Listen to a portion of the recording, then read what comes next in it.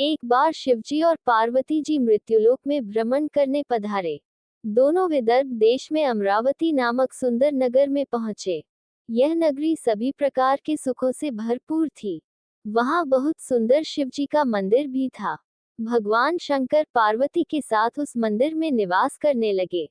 एक दिन माता पार्वती भोलेनाथ के साथ चौसा खेलने की इच्छा प्रकट की। शिवजी ने उनकी बात मान ली और दोनों चौसा खेलने लगे। तभी मंदिर का पुजारी पूजा करने आया। माता पार्वती ने उससे पूछा, पुजारी जी, हम में से कौन जीतेगा? पुजारी बोला, महादेव ही जीतेंगे। थोड़ी देर बाद खेल समाप्त हुआ तो विजय पार्वती की हुई। पार्वती को पुजारी पर क्रोध आया और उसे कोढ़ी होने का श्राप दे दिया।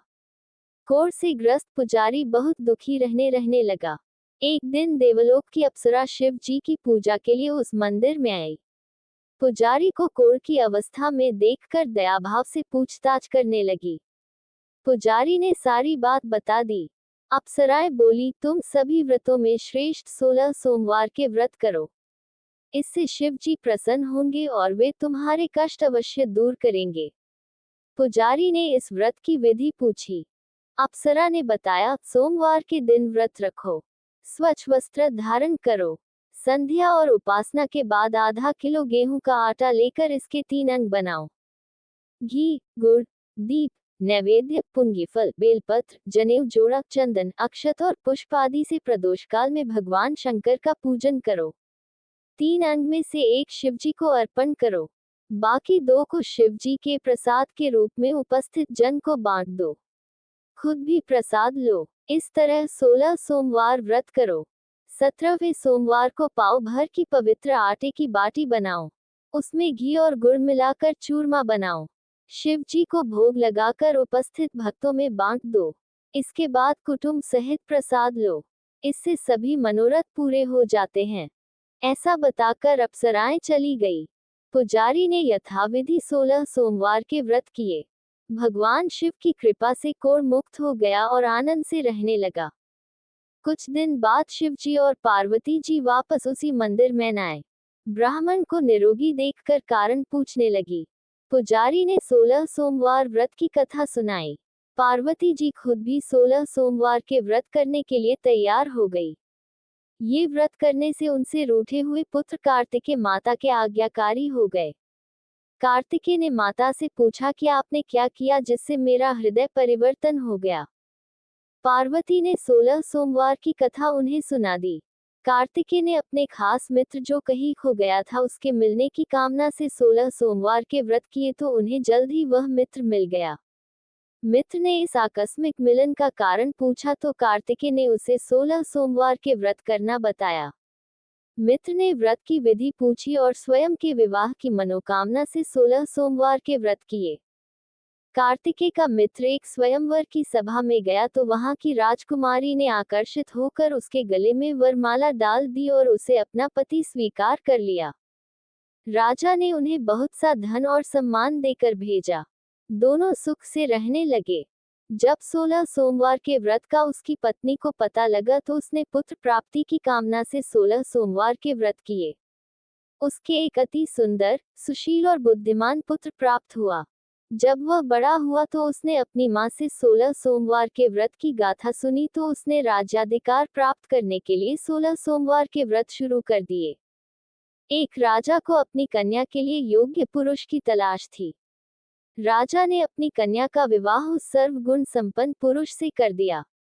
राजा के कोई पुत्र नहीं था। अपने दामाद की योग्यता देखकर उसे राजा बना दिया। राजा बनने के बाद भी वह 16 सोमवार के व्रत करता रहा। 17वां सोमवार आने पर उसने अपनी पत्नी से शिवजी की पूजा के लिए मंदिर चलने को कहा। उसने दासियों से कहकर पूजा की सामग्री तो भिजवा दी लेकिन खुद नहीं गई।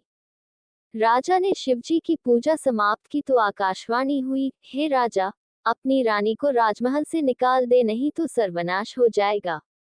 राजदरबार में आकर सभासदों से विचार विमर्श किया और सर्वनाश के भय से रानी को राजमहल से निकाल दिया गया। अपने दुर्भाग्य को कोसती हुई नगर से बाहर चली गई।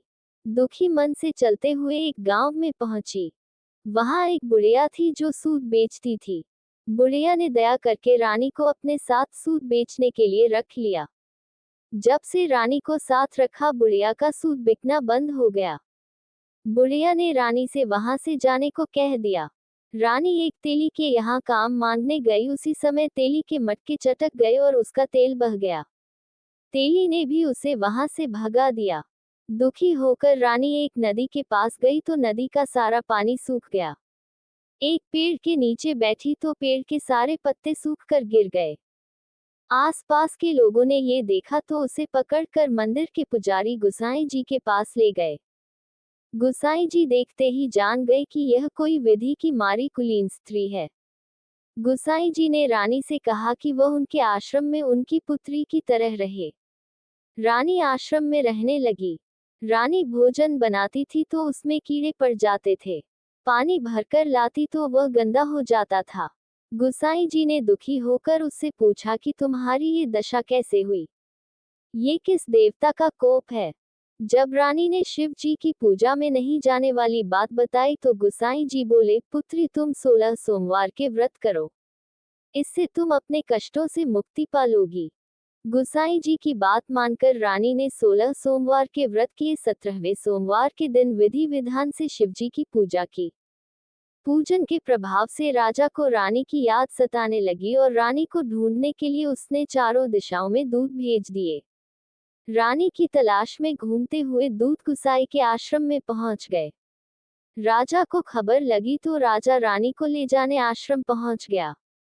गुसाई जी से बोला, यह मेरी पत्नी है। शिव जी के कोप की वजह से मैंने इसे महल से निकाल दिया था।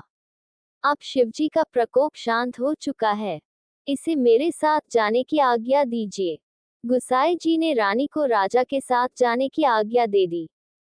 रानी बहुत प्रसन्न हुई। राजा और रानी के आने की खुशी में नगर वासियों ने खूब सजावट की, मंगल गान गाए, पंडितों ने मंत्र आदि गाकर स्वागत किया। इस तरह धूमधाम से रानी का महल में प्रवेश हुआ। राजा ने ब्राह्मणों को दान आदि दिए, याचकों को धन धान्य दिया। जगह जगह भूखे लोगों को खाना खिलाने के लिए भंडारे खुलवाए। राजा रानी 16 सोमवार के व्रत करते हुए शिव जी का विधि विधान से पूजन करते हुए सुखपूर्वक लंबे समय तक जीवन बिताने के बाद शिवपुरी पधारे।